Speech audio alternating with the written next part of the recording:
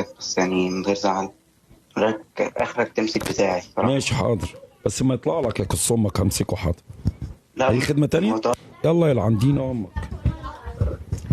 مش لما يطلع لك يا ابن المره المتنكه هتطلع بقى تنخى علينا وعندك وبتاع. Can we get Robux with this money? Only me?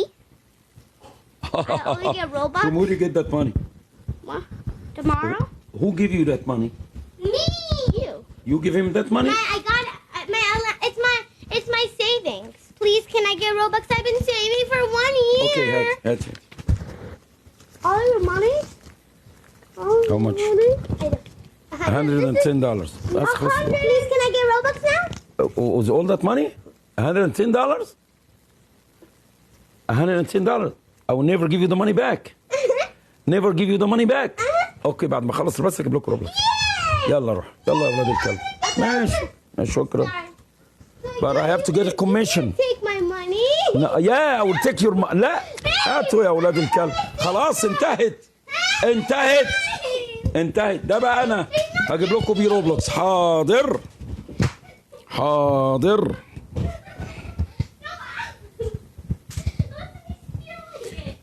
يلا يا استاذنا اللي عليه الدور. طب لحظه نشوف مين اللي موجود معانا. مين يا استاذ؟ معانا مين على الواتساب يا استاذ؟ راح خلاص. باشا ليه؟ مين اللي على الكلاب هاوس يا جدعان؟ ولاد الكلب كنت قاعد ومرتاح ومتهني. محمد معاك يا عم باج. كبد ايه وفشة ايه؟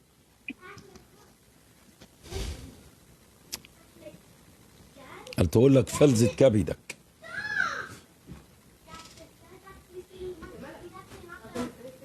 اتفضل يا استاذ. He's doing it tomorrow. No, hey, you can't take the money until you buy it. Okay.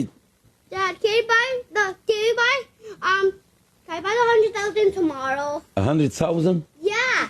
Do you know how much 100,000? $100. This is you need like more than $1,000 or $2,000. No, Dad, طب اوعى get 1 million Robux for $1,000? هبيعكم وابيع امكم فيكم واشوف هتجيبوا كام.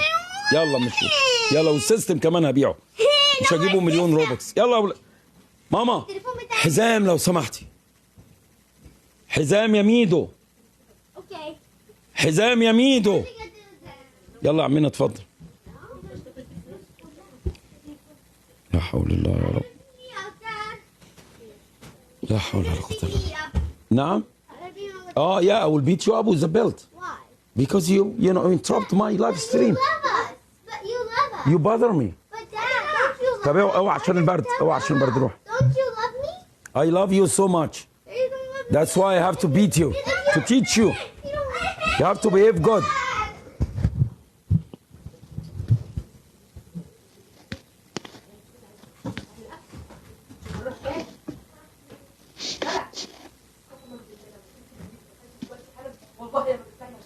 يلا يا شباب بسم الله.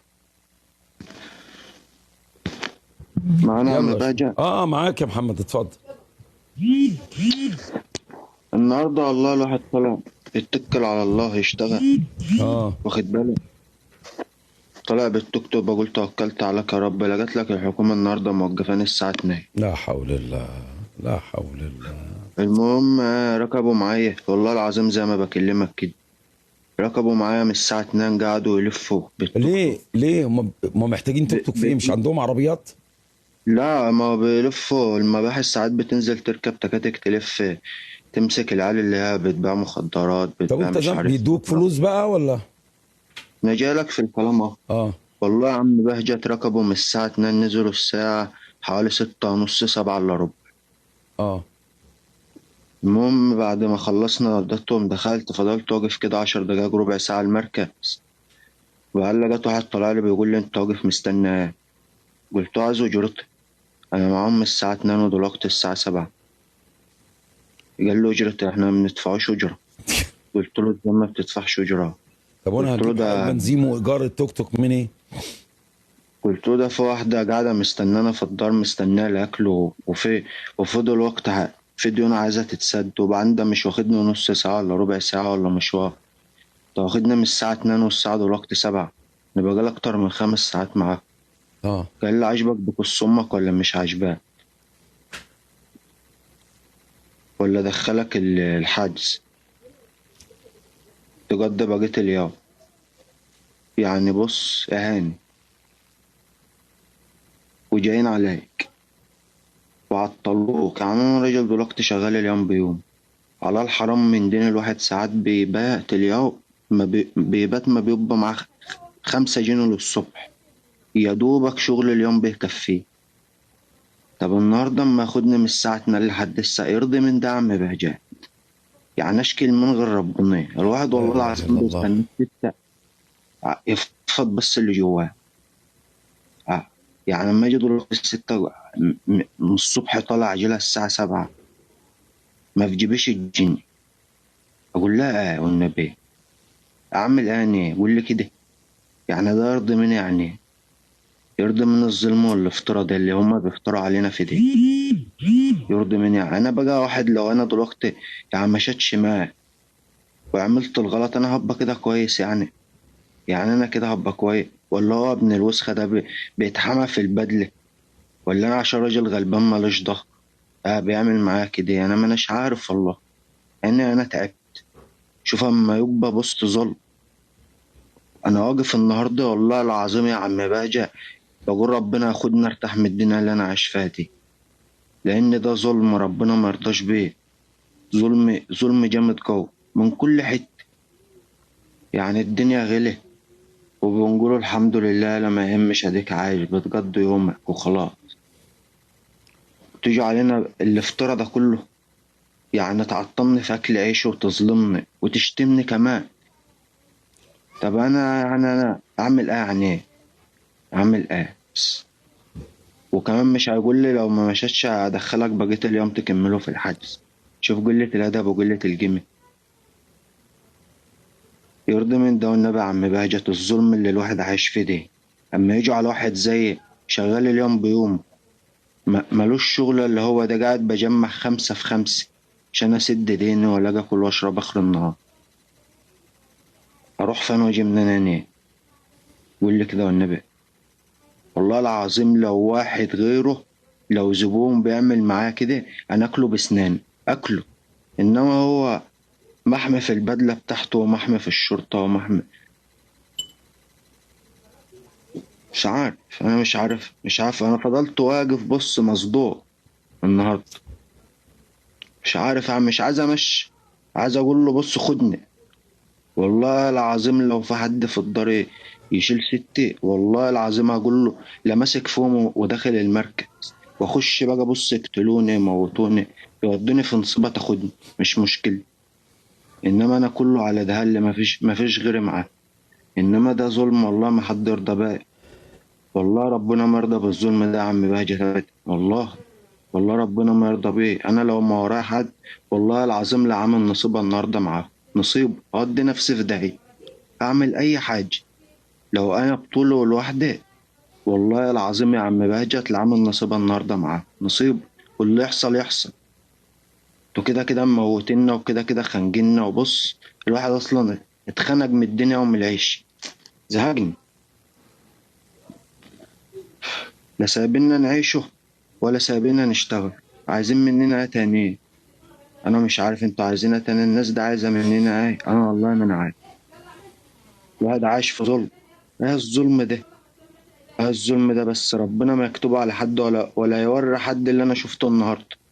والله يا عم بهجت من الساعة 2 لحد الساعة 7 إلا ربع، والله المكنة ما بطلت، والله المكنة ما بطلت.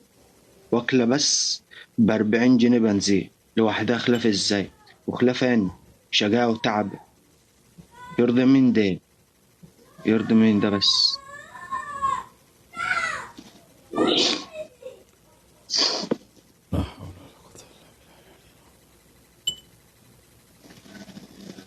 الواحد خلاص بص والله العظيم الواحد تعب من العيشة وتعب من الدنيا ومن الكل كليل. بص الواحد بقى بيتمنى الموت. مش عايز اقول لك عشان انا اقعد يوم مطبق وانام تاني يوم من كتر التعب اللي انا فيه.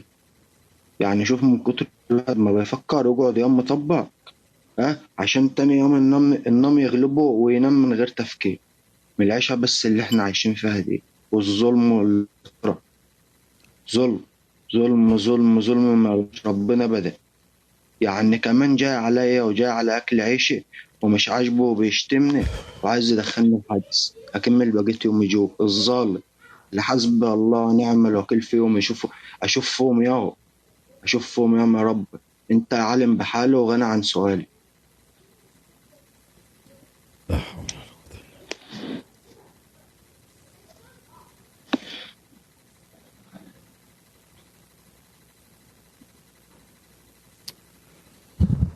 لا حول ولا قوة إلا بالله العلي العظيم.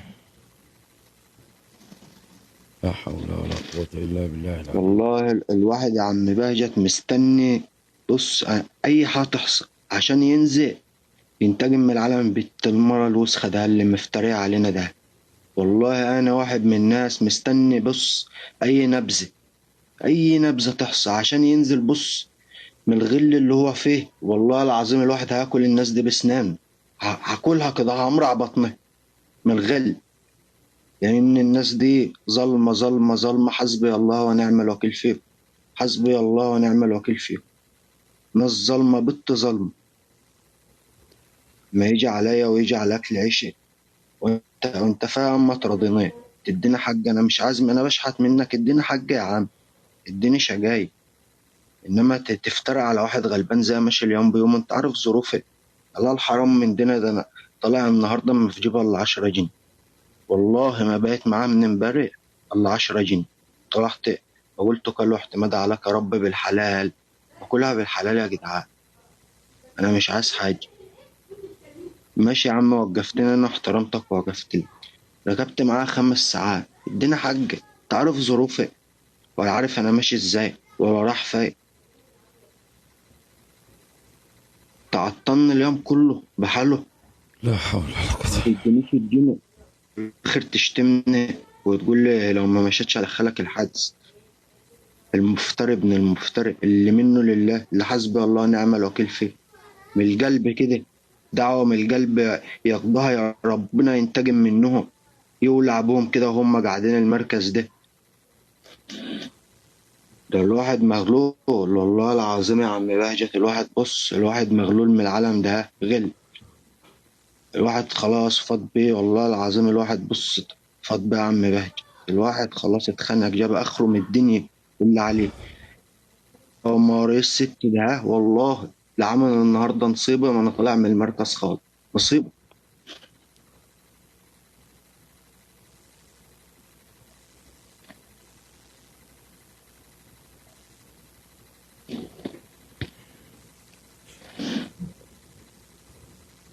إلا لو في حاكم عدل وبيحكم على الناس دي وشاف الغلابة اللي زيي وشاف الناس اللي زيي اللي عايشة اليوم بيوم، هل الناس دي هتقدر تعمل كده؟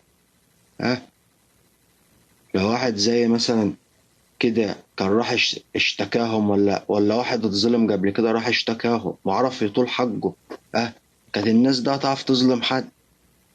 انما سايب مستعبدين الناس.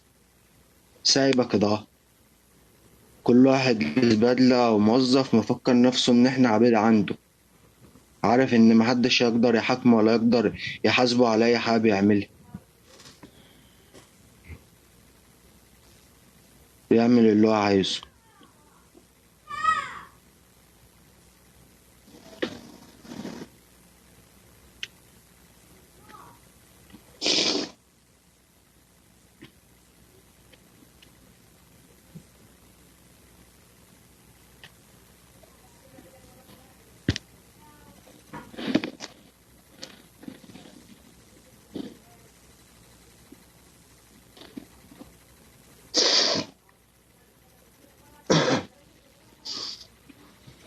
قربت يا محمد قربت. تعبنا يا عم بهجت والله تعبنا يا عم بهجت. والله فاض بينا والله يا رب فاض بينا يا رب. والله يا رب فاض بينا خالص. والله يا رب خلاص ما احنا قادرين وانت الوحيد اللي عالم بينا.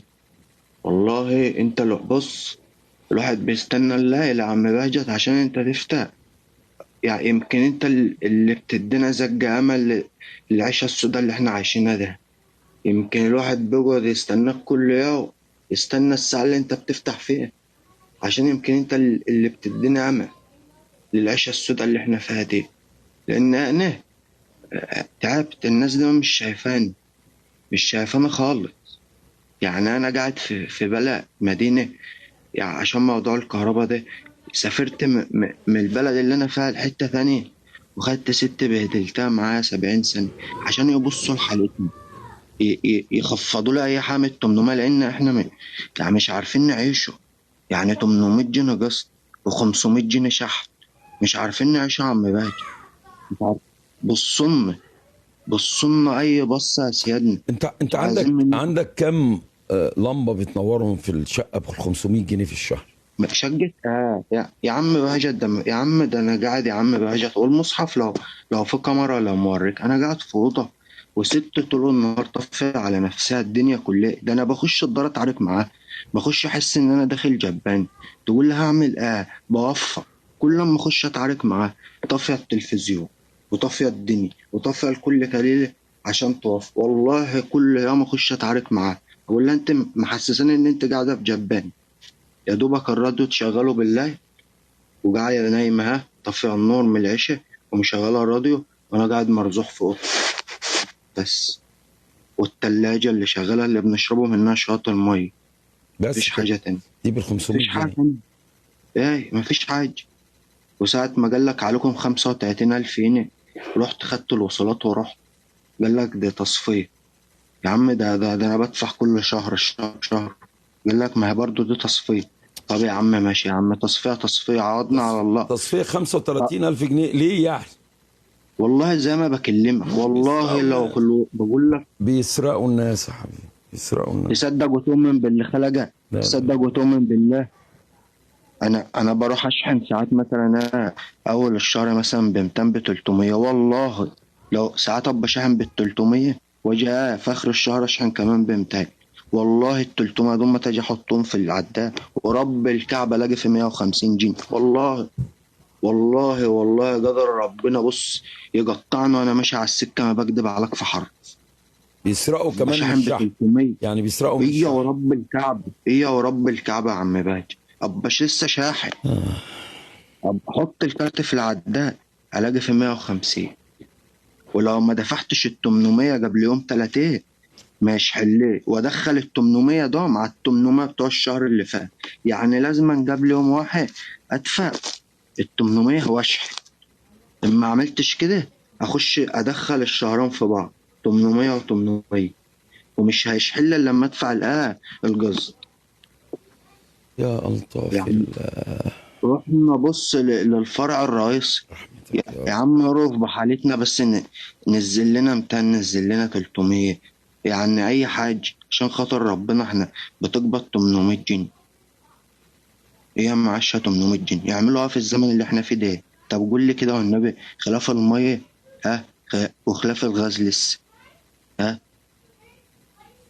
الميه والغاز يعملوا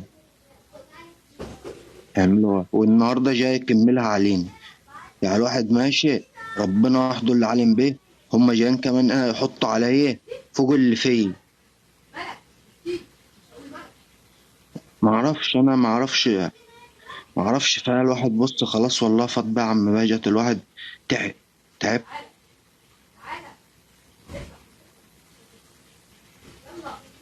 مش عارف اعمل ايه، مش عارف اروح منين، اشكي من غير ربنا. والله الواحد يا عم باجت بيستناه بس يفضل اللي في قلبه. يا رب معاك والله، لان انا بتعب. انا ما صدقت اللي انا يعني عرفت اكلمك. انا بقالي عمر بتابعك بس ما عرفتش اوصل لك الا من على البرنامج ده اتكلم معاك. الواحد بيفضل اللي في قلبه بدل ما يقعد طول الليل يكلم نفسه. والله العظيم بص طول الليل بقعد اكلم نفسي لا حول ولا قوة من اللي انا فيه ده. مفيش رحمة ولا في تقوى ولا بيحسوا بينا ولا اي حاجة. لا ما تحسش بيها ليه يا عم؟ طب لا يا عم، لا ما تدينيش حقي، لا لا ما تدينيش حقي، انا راجل مش قادر، انا مش قادر.